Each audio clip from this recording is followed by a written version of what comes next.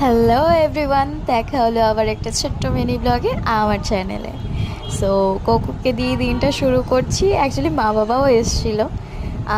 কী কারণে আমি বলে দিই, পুজো যেহেতু সেই কারণে মা বাবা জামা কাপড় দিতে এসেছিলো। আর এই সুযোগে কোকো আমাদের নিচের ঘরে বিছানায়, যেখানে মা বাবা থাকে আর কি, ওখানে উঠে পড়েছিল। মা বিছানায় সচরাচর ওকে উঠতে দেয় না, পছন্দ করে না। বাট ঠিক আছে, যেহেতু দাদু দিদা দুজনকেই পেয়ে গেছে কোকো, তো সেই কারণে আর কি ওর জোরটা চলছে। এখন ওনার বারণও শুনবে না। আর এই যে আমার শাশুড়ি মুখ ঢেকে বসেছিলেন, কারণ উনি একটু ক্যামেরা শাই। সেই কারণে এখানে আমার শ্বশুরমশাইকে মায়ের বাড়ি থেকে যে জামাটা দেওয়া হয়েছে, মানে শার্ট, টি শার্ট, আর এখানে মাকে যে শাড়িটা দেওয়া হয়েছে সেটা মা বার করে দেখালো। এই পাঞ্জাবিটাও কেনা হয়েছিল, সাথে আমার শাড়ি। ওর পাঞ্জাবিটা এর মধ্যে দেখানো হচ্ছে না, কারণ ওকে আগেই দিয়ে দিয়েছিল পরে দেখার জন্য ফিটিং ঠিকঠাক আসছে কি না।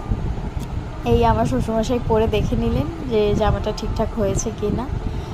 আর এখানে পাপাও বসেছিল, পাপাও বসে বসে গল্প করছিল। আর এখানে আমিও আমার কিছু কেনাকাটিগুলো দেখিয়েছি। এখানে পাপা বলছিল আমার মায়ের কেনা বাকি আছে এখনও, সেটার জন্য একটু চিন্তা করছে, মায়ের যা তা পছন্দ হয় না আর কি। আর এটাও আমার একটা শাড়ি, এটা মানে কমন কিছু অনুষ্ঠান হলো বা একটু হালকা কিছু পরতে ইচ্ছা হলো তখন। এখানেও আমি একটু বকবক করছিলাম। অ্যাকচুয়ালি আমার হাজব্যান্ড যে, সে আমায় খুব একটা শাড়ি পরতে দেয় না, কারণ তার বাইক চালাতে অসুবিধা হয়, সেই কারণে এখানে সেই আলোচনায় চলছিল। শাড়ি তো এত কিনছি, দিচ্ছি, সব করছি, বাট এই পড়াটা কখন হবে আমিও জানি না, পড়া কখন হবে। অকেশনালি আমি পরে ফেলি যেরকম পারি আর কি। আর এখানে আমি ওকে শার্ট দিয়েছি পুজোয়, সেটা দেখালাম। একটা টি শার্টও নিয়েছে। এখানে আমার শাশুড়ি মা যে শাড়িগুলো কিনেছেন সেগুলো দেখালেন। ওর জন্য বাবার জন্যও কেনা হয়েছে, সেগুলো চেঞ্জে দেওয়া হয়েছে, জানোই তো যা হয় আর কি। তারপর মা বাবাকে খাইয়ে বাড়ি রওনা দিলাম।